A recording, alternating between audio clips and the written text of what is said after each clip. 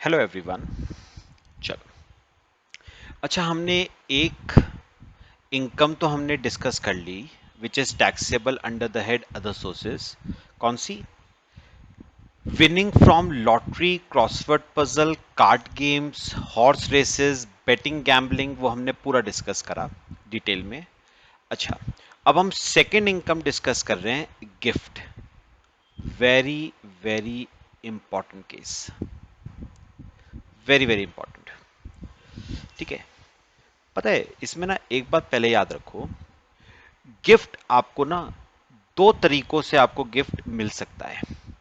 कैसे? मैं आपको थोड़ा सा ना मेरे साथ साथ एक चार्ट बनाओगे। गिफ्ट, गिफ्ट आपको दो तरीकों से मिल सकता है।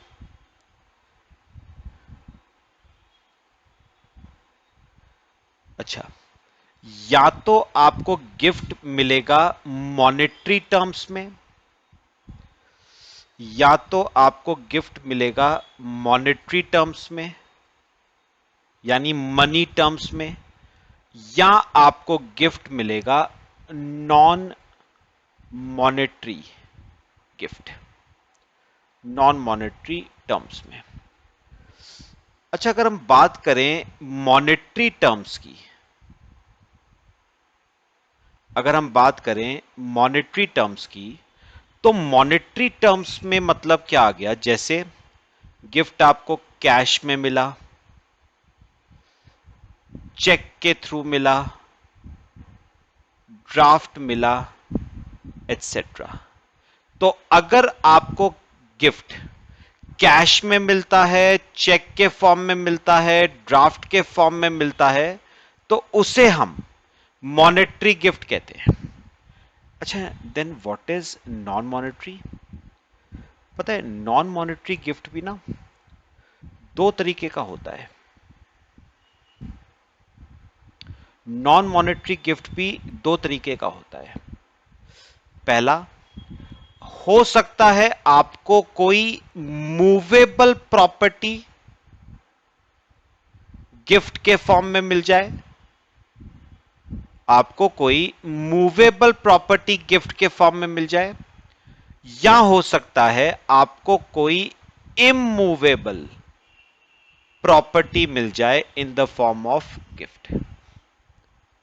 तो नॉन मॉनेटरी गिफ्ट दो तरह का होता है, मूवेबल प्रॉपर्टी के फॉर्म में और इमूवेबल प्रॉपर्टी के फॉर्म में। अच्छा, मूवेबल प्रॉपर्टी को अगर मैं डिवाइड करना चाहूं तो मैं फर्दर दो पार्ट्स में इसे डिवाइड कर सकता हूं। कौन से दो पार्ट? या तो आपको कोई मूवेबल प्रॉपर्टी मिली है विदाउट विदाउट कंसिडरेशन, ठीक है, या आपको मूवेबल प्रॉपर्टी मिली है, या आपको मूवेबल प्रॉपर्टी मिली है फॉर इनएडिक्वेट कंसिडरेशन, या आपको मिली है फॉर इनएडिक्वेट कंसिडरेशन। अच्छा, एग्जाम्पल के तौर पे कोई मूवेबल प्रॉपर्टी, या आप लिखना मत, कोई मूवेबल प्रॉपर्टी एग्जाम्पल 50,000 रुपीज की है, ठीक है, देने वाले ने आपको वो मूवेबल प्रॉपर्टी बिना किसी कंसिडरेशन के दे दी, तो बताओ आपको गिफ्ट मिला या नहीं? विदाउट कंसिडरेशन तो गिफ्ट ही है ना। पता है, लेकिन एक बार बताओ, अगर कोई 50,000 की मूवेबल प्रॉपर्टी आपको 5,000 रुपए में दे दे तो भी गिफ्ट है, लेकिन उस केस में गिफ्ट पूरे 50 का नहीं माना जाएगा, उस केस में गिफ्ट माना जाएगा 45,000 का। क्योंकि भाई 50,000 की चीज आपको 5,000 की दी, तो कितने का बेनिफिट हुआ आपको? 45,000 का ही तो बेनिफिट हुआ ना, और ये 45,000 क्या है? आपका गिफ्ट। ठीक है, तो एक बात याद रखना, अगर आपको कोई पर्सन 50,000 की प्रॉपर्टी मुफ्त दे दे, फ्री ऑफ कॉस्ट दे दे, विदाउट कंसिडरेशन दे दे, तो आपके हैंड्स में क्या आएगा? गिफ्ट। अगर आपको कोई 50,000 की चीज 5,000 में दे दे, तो भी याद रखना गिफ्ट तो आएगा, लेकिन गिफ्ट पूरे 50,000 का नहीं आएगा, बल्कि 45,000 का गिफ्ट आएगा। डिटेल में भी आगे करेंगे हम। अब बात करते हैं इमूवेबल प्रॉपर्टी। उसमें भी सेम यही दो बातें हैं।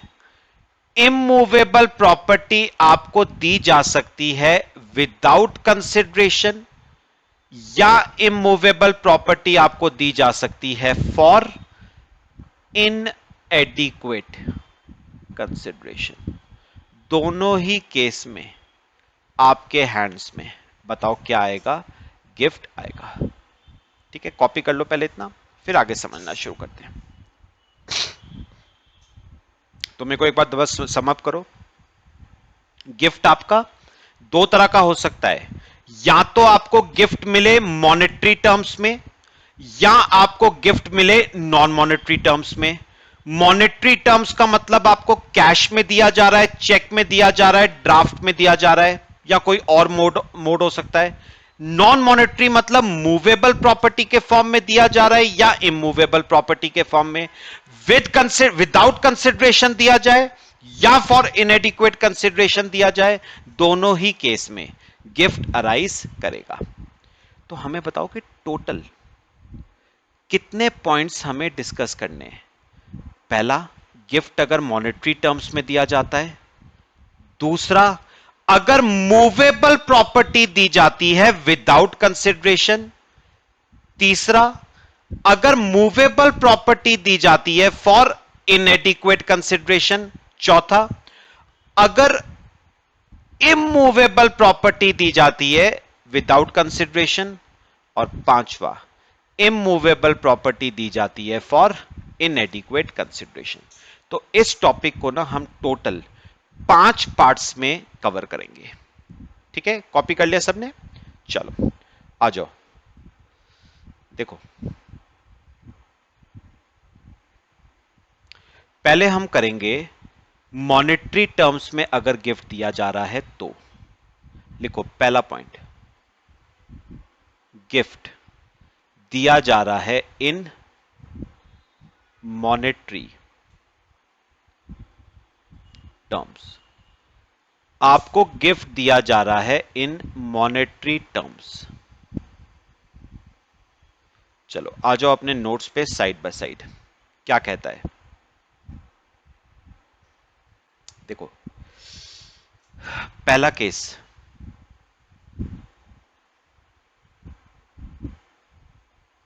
देखो आपको गिफ्ट किस में दिया जा रहा है? मनी में। मतलब सिंपल वर्ड्स में आपको गिफ्ट दिया जा रहा है इन मॉनेटरी टर्म्स।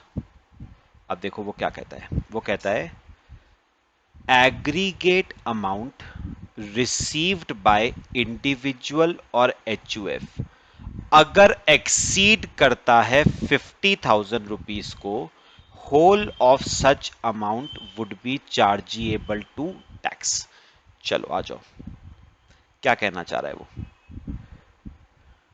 पता है उसने क्या कहा? उसने कहा अगर, ध्यान से सुनना, अगर एग्रीगेट अमाउंट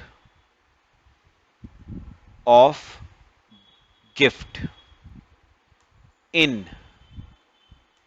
मॉनेटरी टर्म्स, अगर aggregate amount of gift in monetary term exceed करता है 50,000 को।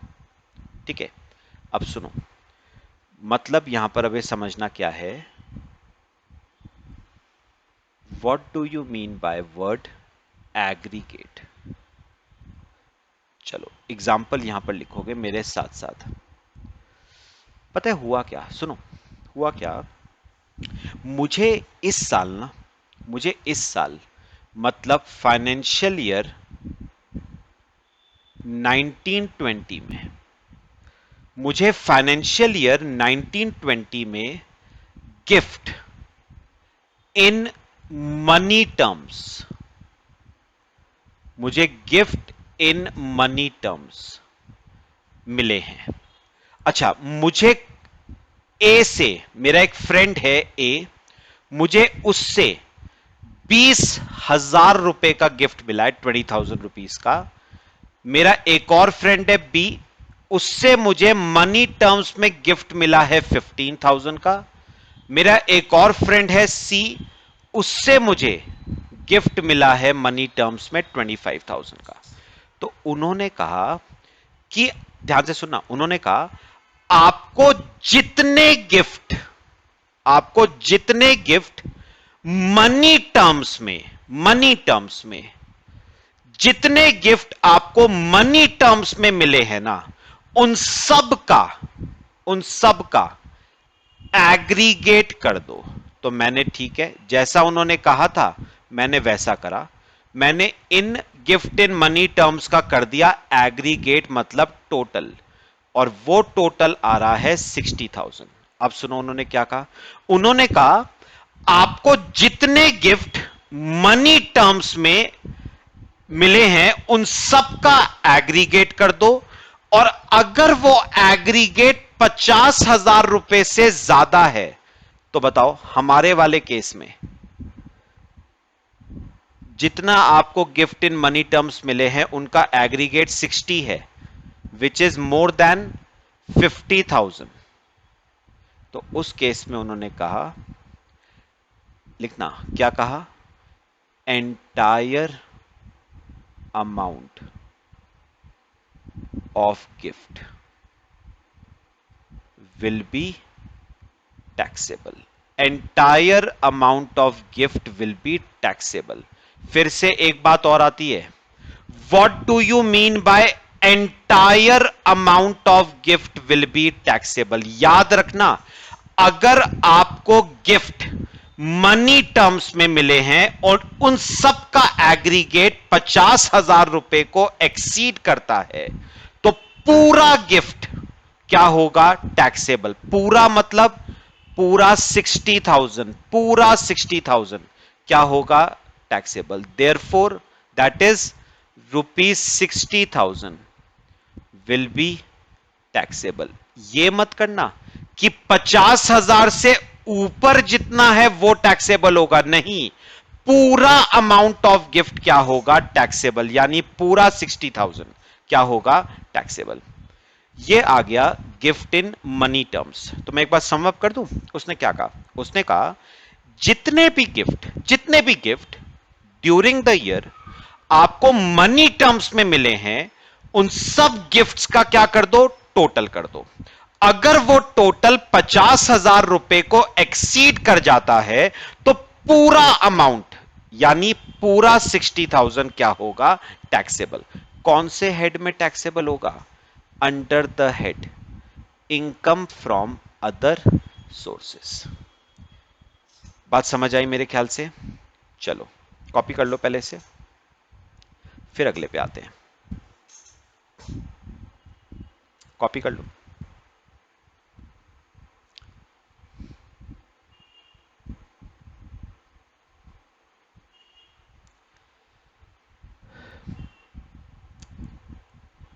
कर लिया सबने कॉपी, चलो। अच्छा, अब एक काम करो, ऊपर जो मैंने चार्ट बनवाया था उस पे आओ। अब बताओ हमें सेकंड पॉइंट कौन सा डिस्कस करना है, मूवेबल प्रॉपर्टी विदाउट कंसिडरेशन। आ जाओ, second heading, movable property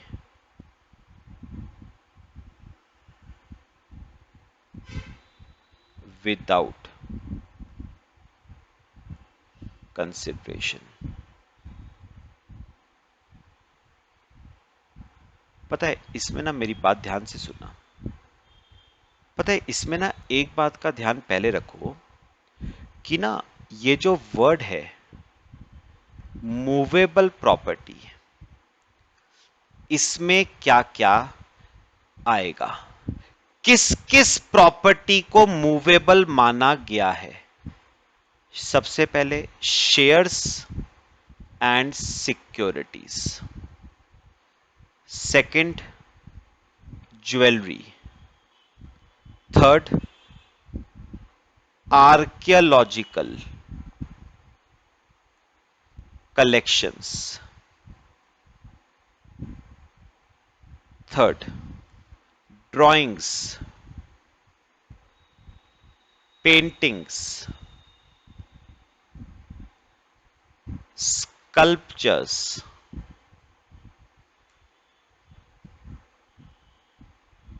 any work of art. और एक लास्ट है बुलियन, लिख लो पहले, बुलियन।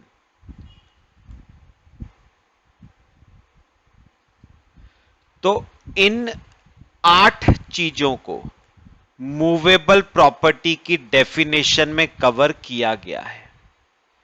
अच्छा, कौन कौन सी 8 है पता है? इनमें से ना जो बीच वाली 6 हैं, ये तो अगर आपको याद हो तो मैंने आपको सेक्शन 2 सबसेक्शन 14 कराया था, कैपिटल असेट की डेफिनेशन। उसमें एक्सक्लूजन्स में, एक्सेप्शंस में personal items of movable nature थी। तो ये वाले 6 पॉइंट तो सेम ही है। नए जो पॉइंट ऐड हुए हैं वो है shares and securities, movable property है, और बुलियन। बुलियन पता है क्या होता है? बुलियन क्या होता है? बुलियन होता है आपका गोल्ड बार्स। जैसे एग्जांपल दूं मैं आपको, जैसे आपने देखा होगा ना, सोने के बिस्कुट होते हैं। उन सोने के बिस्कुटों को हम बताओ क्या कहते हैं? बुलियन। तो गोल्ड और सिल्वर की जो बार्स होती है ना, they are known as bullion. ठीक है? तो मेरे को बताओ, इन 8 चीजों को उन्होंने क्या माना है मूवेबल प्रॉपर्टी? पता है इसका रेलेवेंस क्या है? सुनो, बात समझना। मेरा एक फ्रेंड था, मिस्टर ए। उसने मुझे, मिस्टर बी को, कार गिफ्ट करी विदाउट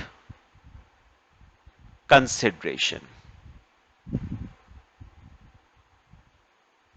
तो पता है इसमें एक बात याद रखना, कार, कार, कार बताओ वैसे क्या है?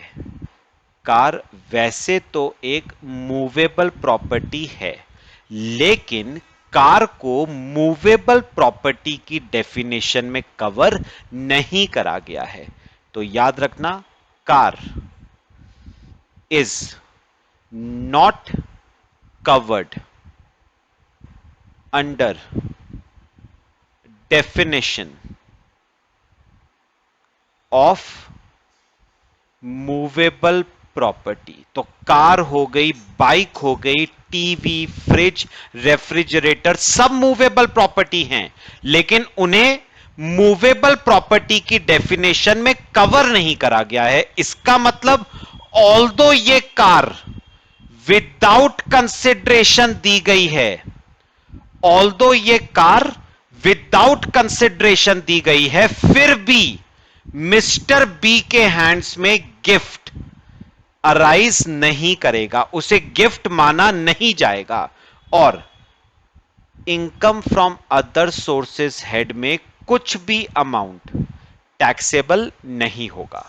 याद रखना, income from other sources head में वही मूवेबल प्रॉपर्टी कवर होगी एज गिफ्ट जो इन 8 पॉइंट्स में कवर्ड है। मतलब इन 8 के अलावा अगर और कोई मूवेबल प्रॉपर्टी दी जाती है विदाउट कंसिडरेशन या फॉर इनएडिक्वेट कंसिडरेशन, तो रिसीवर के हैंड्स में उसे गिफ्ट माना नहीं जाएगा। और जब गिफ्ट नहीं है तो टैक्सेबिलिटी की बात ही नहीं आती है।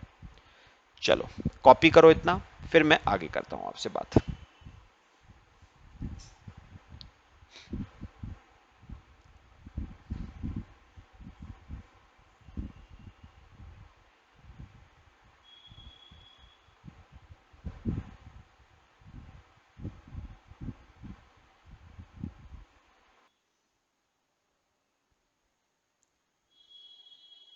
कर लिया सबने कॉपी? चलो, अच्छा, अब हम आते हैं जरा केस पे। देखो, नोट्स पे आओ अपने। पता है, अगर अब हम पढ़े तो सुनो, अब जो अगला बात है वो क्या है, मूवेबल प्रॉपर्टी। कितनी चीजें आती है मूवेबल प्रॉपर्टी में? टोटल 8 चीजें आएंगी विदाउट कंसिडरेशन। सुनो उसने क्या कहा, एग्रीगेट फेयर मार्केट वैल्यू। याद रखना, मूवेबल प्रॉपर्टी के केस में हम उसकी क्या देखेंगे, फेयर मार्केट वैल्यू। अगर aggregate fair market value of movable property exceed कर जाती है 50,000 को, whole of such amount would be chargeable to tax. क्या मतलब है, आ जाओ, चलो एग्जांपल से आपको बताता हूं क्या कहा उसने। पता है उसने क्या कहा, उसने कहा अगर, फिर से वर्ड क्या है, एग्रीगेट। अगर aggregate fair market value of movable property received without consideration, अगर aggregate fair market value of movable property received without consideration exceed कर जाती है 50,000 को, तो उस केस में entire amount would be chargeable to tax. पूरा अमाउंट चार्जेबल होगा टू टैक्स। ठीक है, चलो आ जाओ, एग्जाम्पल एक करवाता हूं आपको। देखो, फिर से हम बात करेंगे फाइनेंशियल ईयर 1920 की। सुनो, पता है मुझे मेरे फ्रेंड से कुछ मूवेबल प्रॉपर्टीज रिसीव हुई हैं during the year without consideration. मुझे मेरे फ्रेंड से ड्यूरिंग द ईयर कुछ मूवेबल प्रॉपर्टीज रिसीव हुई हैं विदाउट कंसिडरेशन। जैसे मेरा एक फ्रेंड है मिस्टर ए, उससे मुझे 1000 शेयर्स मिले हैं और एक शेयर की फेयर मार्केट वैल्यू 70 रुपए है। तो बताओ सिंपल वर्ड्स में, 70,000 के शेयर्स मिल गए मुझे। अच्छा, मेरा एक और फ्रेंड है मिस्टर बी, उसने मुझे 500 शेयर्स रिलायंस के दिए हैं और एक शेयर की मार्केट वैल्यू 120 रुपए है, फेयर मार्केट वैल्यू। तो 60,000 रुपए के ये हो गए। एक और फ्रेंड है मेरा मिस्टर सी, उसने मुझे ज्वेलरी गिफ्ट करी है 30,000 रुपीज की। अब पता है उन्होंने क्या कहा, उन्होंने कहा जितनी भी मूवेबल प्रॉपर्टी आपको रिसीव हुई है विदाउट कंसिडरेशन, सबका क्या कर दो, एग्रीगेट। मैंने कर दिया इन सबका एग्रीगेट, तो इन सबका एग्रीगेट आता है 1,60,000। तो उन्होंने कहा अगर वो एग्रीगेट 50,000 रुपए को क्या कर जाता है, एक्सीड, जो कि कर रहा है 1,60,000, 50,000 को एक्सीड कर रहा है, तो उस केस पे entire amount would be chargeable to tax. और जब हम बोलते हैं एंटायर अमाउंट, दैट मींस पूरे का पूरा 1,60,000 would be chargeable to tax. कौन से हेड में, under the head income from other sources. मेरे ख्याल से बात पूरी समझ आई। तो क्या कह रहा है ये वाला पॉइंट, जरा मुझे बताओ। जितनी भी मूवेबल प्रॉपर्टीज 8 हैं, आपको रिसीव हुई हैं विदाउट कंसिडरेशन, उन सब को क्या करो, टोटल। अगर उन सब की फेयर मार्केट वैल्यू का टोटल 50,000 रुपए को एक्सीड करता है, तो पूरे का पूरा अमाउंट, पूरे का पूरा 1,60,000, बताओ क्या होगा, टैक्सेबल होगा under the head income from other sources. तो याद रखना पूरा टैक्सेबल होगा, ना कि 50,000 से ऊपर जितना है, पूरा टैक्सेबल होगा under the head income from other sources. ये हमारा कवर हो गया सेकंड पॉइंट, कॉपी करो, फिर हम थर्ड वाला शुरू करते हैं।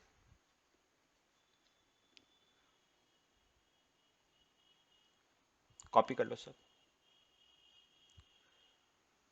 ठीक है। याद रखना अगर मूवेबल प्रॉपर्टी का केस होगा तो इंपॉर्टेंस किसको देनी है, उनकी फेयर मार्केट वैल्यू को इंपॉर्टेंस देनी है। मूवेबल प्रॉपर्टीज के केस में उनकी फेयर मार्केट वैल्यू देखनी है आपको, ठीक है। चलो अब आ जाओ अगले पे।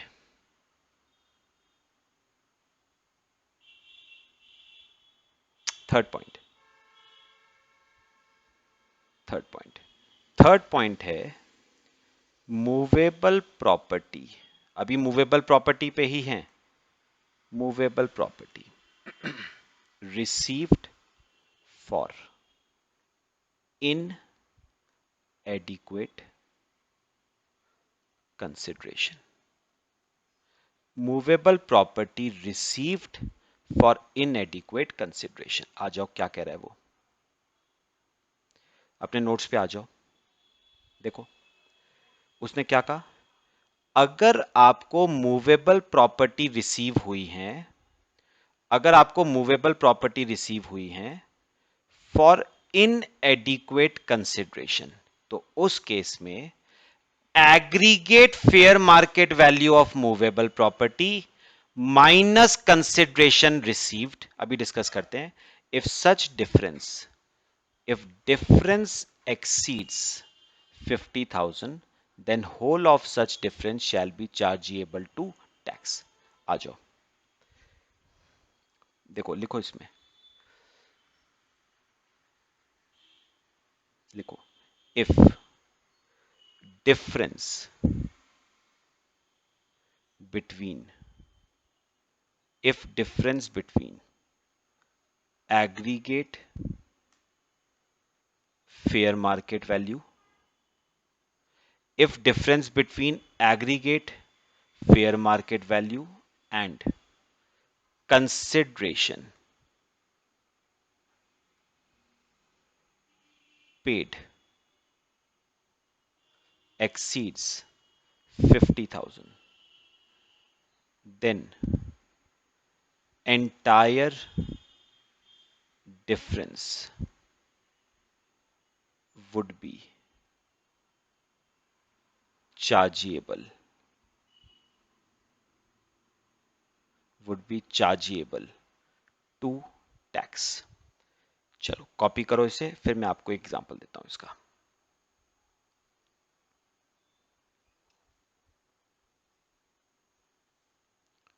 Financial year 1920। चलो कॉपी करो, फिर हम आगे डिस्कस करते हैं। एग्जांपल देखना,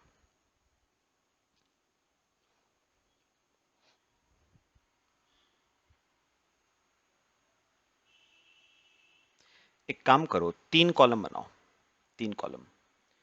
गिफ्ट फ्रॉम एक कॉलम, या 4 कॉलम बना लेना इसमें।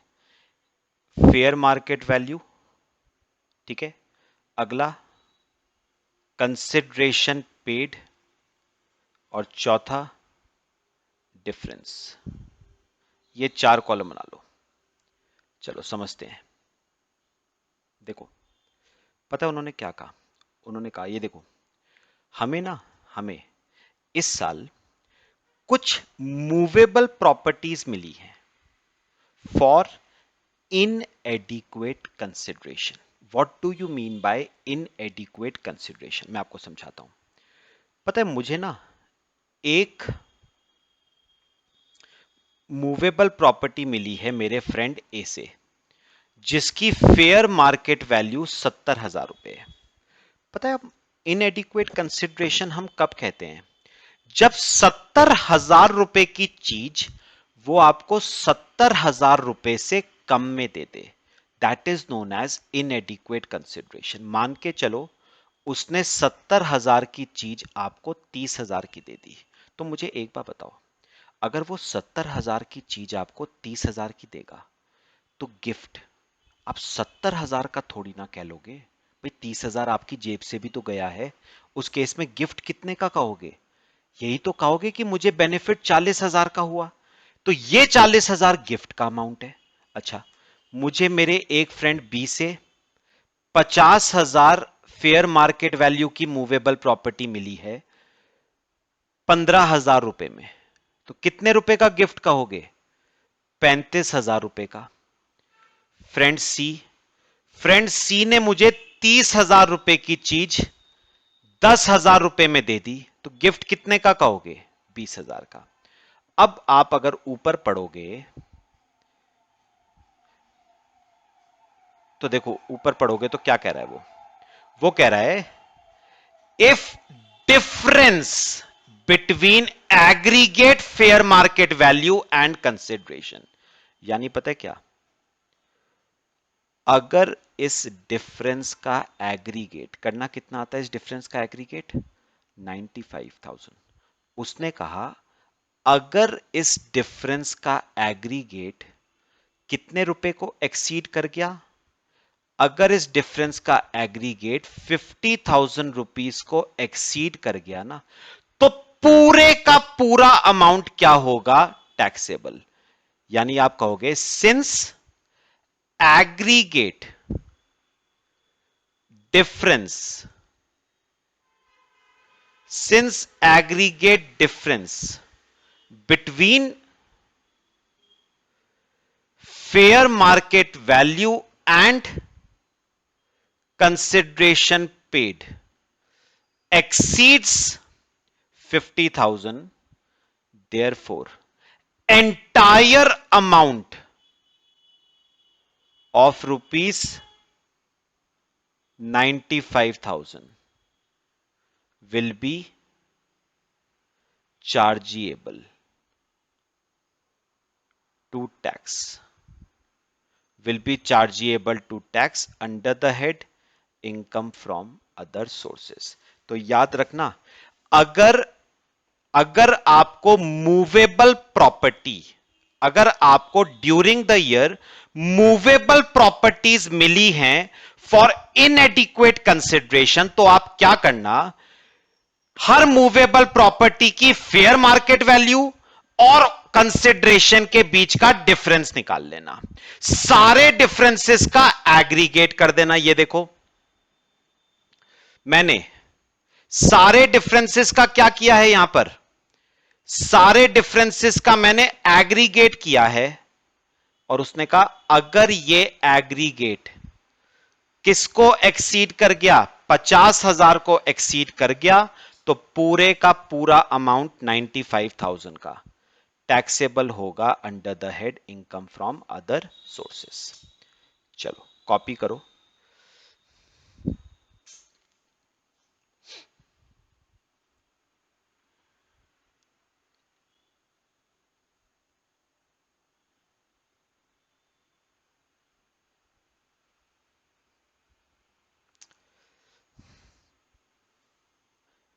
क्लियर हुआ सबको? ठीक है, तो हमारे 3 पॉइंट्स कवर हो गए, मॉनेटरी टर्म्स कवर हो गया और मूवेबल प्रॉपर्टी का पूरा केस कवर हो गया। अब हम अगले पे आते हैं, इमूवेबल प्रॉपर्टी। चलो मेरे साथ साथ इमूवेबल प्रॉपर्टी पे आ जाओ। फोर्थ केस, पहला है immovable property received without consideration. पहला है immovable property received without consideration. कुछ नहीं, बहुत सिंपल है। अब हमें मूवेबल प्रॉपर्टी क्लियर हो गया, तो इसमें दिक्कत नहीं आएगी हमें ज्यादा। आ जाओ देखो, इमूवेबल प्रॉपर्टी विदाउट कंसिडरेशन, सुनो ये देखना है जरा। स्टैंप ड्यूटी वैल्यू, जैसे पता है मूवेबल प्रॉपर्टी के केस में आपने उसकी फेयर मार्केट वैल्यू देखी थी। इमूवेबल प्रॉपर्टी के केस में फेयर मार्केट वैल्यू नहीं देखनी है, आपको स्टैंप ड्यूटी वैल्यू देखनी है। इसका मैंने मतलब आपको बताया था सेक्शन 50C में। इसको हम सर्कल रेट भी कहते हैं ना, आपकी इमूवेबल प्रॉपर्टी का क्या, सर्कल रेट। ठीक है। पता है एक बात जो मिसिंग है, आप नोटिस करोगे, मूवेबल प्रॉपर्टी के केस में एग्रीगेट था, मॉनेटरी टर्म्स के केस में भी एग्रीगेट है। आप नोटिस करो इस पूरे केस में कहीं पर भी वर्ड एग्रीगेट नहीं लिखा है। इसका मतलब इमूवेबल प्रॉपर्टी के केस में आपको सबका एग्रीगेट नहीं करना है, बल्कि हर इमूवेबल प्रॉपर्टी को इंडिविजुअली देखना है। हर इमूवेबल प्रॉपर्टी को इंडिविजुअली देखना है। पहले यहां पर लिखो, फिर मैं आपको समझाता हूं। लिखो, if stamp duty value of immovable property received without consideration. If stamp duty value of immovable property received without consideration exceeds 50,000, then entire amount will be chargeable to tax. याद रखना मैंने एग्रीगेट वर्ड नहीं लिखवाया है, तो यहां पर aggregate नहीं होगा, इंस्टेड हर इमूवेबल प्रॉपर्टी का इंडिविजुअल बेसिस पे देखा जाएगा। सबका एग्रीगेट नहीं करना, इंडिविजुअल बेसिस पे देखा जाएगा। करवाऊं आपको एग्जांपल, सुनो। देखो, फिर से फाइनेंशियल ईयर 1920 की बात करेंगे। मुझे मेरे फ्रेंड से ए से एक इमूवेबल प्रॉपर्टी मिली है विदाउट कंसिडरेशन, जिसकी स्टैंप ड्यूटी वैल्यू 20,000 है। फिर मुझे मेरे फ्रेंड बी से एक इमूवेबल प्रॉपर्टी मिली है जिसकी स्टैंप ड्यूटी वैल्यू 70,000 रुपए है। दोनों मिली है विदाउट कंसिडरेशन। ठीक है, दोनों मिली है विदाउट कंसिडरेशन। विदाउट कंसिडरेशन मिली है। अच्छा, अब याद रखना, अगर विदाउट कंसिडरेशन मिली है इमूवेबल प्रॉपर्टी, तो इमूवेबल प्रॉपर्टी के केस में एग्रीगेट मत करना, इंडिविजुअल बेसिस पे देखना। तो पहले मुझे ए का बताना, ए का, बी को मत देखना, ए देखो। मुझे बताओ ए की जो ए ने इमूवेबल प्रॉपर्टी दी है उसकी स्टैंप ड्यूटी वैल्यू क्या है, 20,000। पहले बताओ, 50,000 को एक्सीड करती है या नहीं? नहीं। इसका मतलब नॉट टैक्सेबल, इंडिविजुअल बेसिस पे होगा, एग्रीगेट नहीं होगा। अच्छा, बी ने जो इमूवेबल प्रॉपर्टी दी है जिसकी स्टैंप ड्यूटी वैल्यू 70,000 है, क्योंकि 70,000 50,000 को क्या कर रहा है, एक्सीड, तो क्या हो जाएगा, टैक्सेबल। कितना अमाउंट, पूरा 70,000 rupees, 70,000 will be taxable under the head. कौन से हेड में होगा taxable, income from other sources head में क्या होगा, टैक्सेबल। तो याद रखना, इमूवेबल प्रॉपर्टी के केस में एग्रीगेट नहीं होता है, इंडिविजुअल बेसिस पे हर इमूवेबल प्रॉपर्टी को देखोगे। अगर स्टैंप ड्यूटी वैल्यू हर इमूवेबल प्रॉपर्टी की 50,000 को एक्सीड करती है तो ही टैक्सेबिलिटी आएगी, नहीं तो नहीं आएगी। यह आपका फोर्थ पॉइंट, मैं दोबारा एक बार रिपीट कर रहा हूं। फोर्थ पॉइंट, अगर आपको इमूवेबल प्रॉपर्टी मिली है विदाउट कंसिडरेशन और स्टैंप ड्यूटी वैल्यू उस इमूवेबल प्रॉपर्टी की 50,000 को एक्सीड करती है, तो पूरे का पूरा अमाउंट आपके हैंड्स में क्या होगा, टैक्सेबल। चलो कॉपी कर लो इसे, फिर हम आते हैं फिफ्थ केस पे।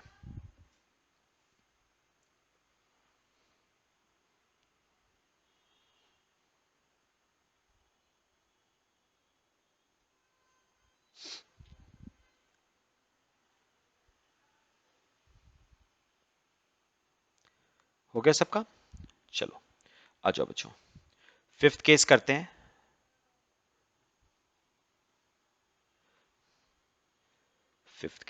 फिफ्थ केस में आपको immovable property received for inadequate consideration.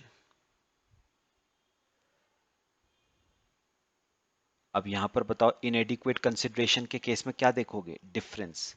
आप कहोगे इफ डिफरेंस बिटवीन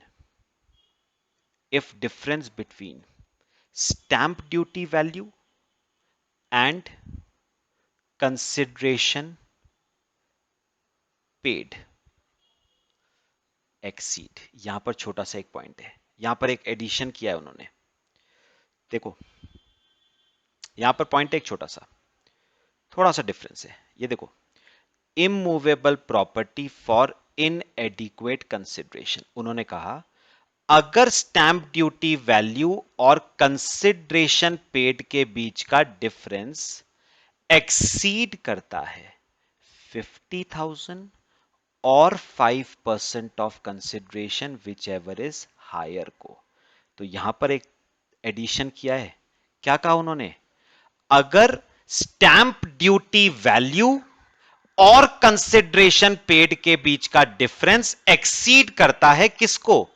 50,000 और 5% ऑफ कंसिडरेशन पेड, दोनों में से जो भी क्या है? हायर।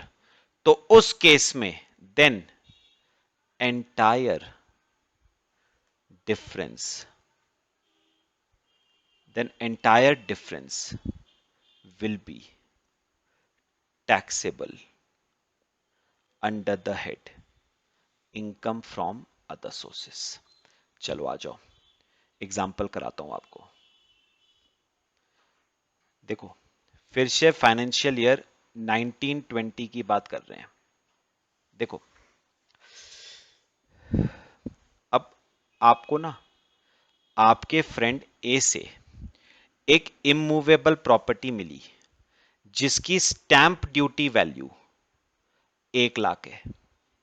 ठीक है, कंसिडरेशन आपने पे करा 60,000।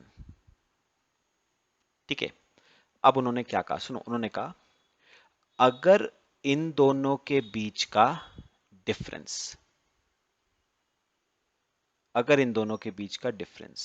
कितना है डिफरेंस बताओ? 1 लाख माइनस 60,000, 40,000 का डिफरेंस है। उन्होंने कहा अगर ये 40,000 का डिफरेंस एक्सीड करता है किसको? 50,000 और 5% ऑफ कंसिडरेशन पेड। 60,000 का कंसिडरेशन है, उसका 5% 3,000 विच एवर इज हायर। बताओगे दोनों में से हायर क्या है? 40,000 का डिफरेंस अगर एक्सीड करता है 50 और 3,000 विच एवर इज हायर, कौन सा हायर आ रहा है? 50,000।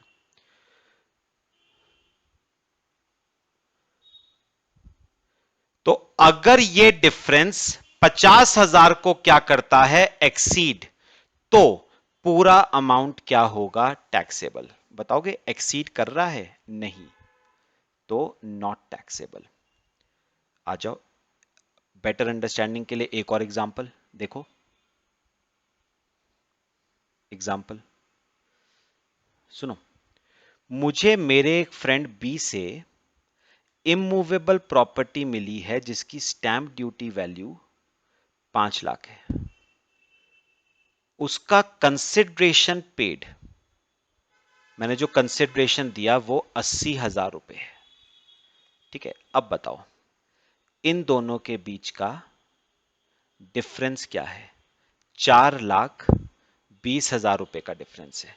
उसने कहा अगर ये 4,20,000 का डिफरेंस एक्सीड करता है 50,000 और 5% ऑफ कंसिडरेशन, तो कंसिडरेशन का 5%, 4,000, दोनों में से जो भी हायर है, कौन सा हायर आ रहा है?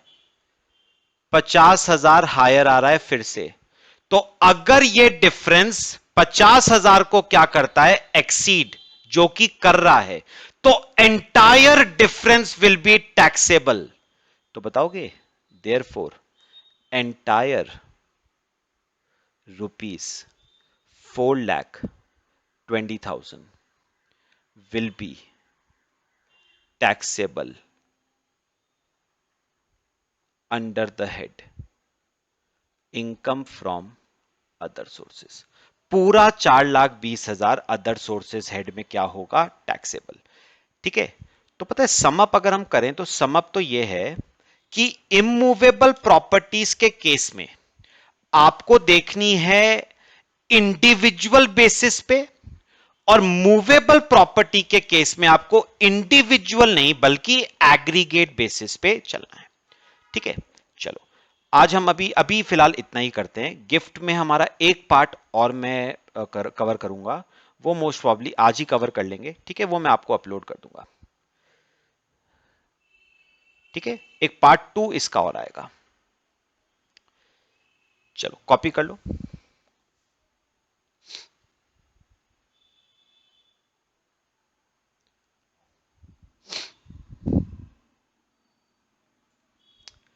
चलो, बाकी हम नेक्स्ट क्लास में डिस्कस करते हैं। Thank you.